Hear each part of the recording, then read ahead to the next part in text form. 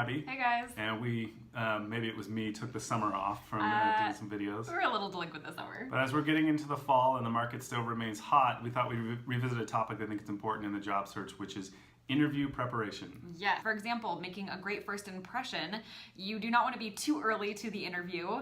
Our best advice is to arrive 5 minutes tops early. You know, if you come 15 minutes early, figure out where the building is, maybe hide in the bathroom for a little bit, but really waiting in the lobby too early puts a lot of pressure on the interviewer and is not a great first impression.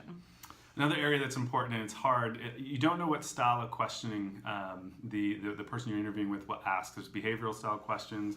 They may be very direct with hard skills and knowing your experience, or it might be conversational. So I usually recommend with candidates, if you have that job description, go bullet point by bullet point next to the job responsibilities and the essential functions, and give an example. And that, you know, the night before, go through that and write down an example. It'll get your memory going again. However they're structuring those questions, it's going to relate back to those responsibilities that you'll find in the job description.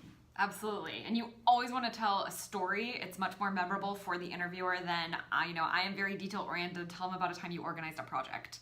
And also dress for the industry. We've talked about this in prior videos, but there can be a big difference between, being dressed too formally or informally or kind of reading the cues.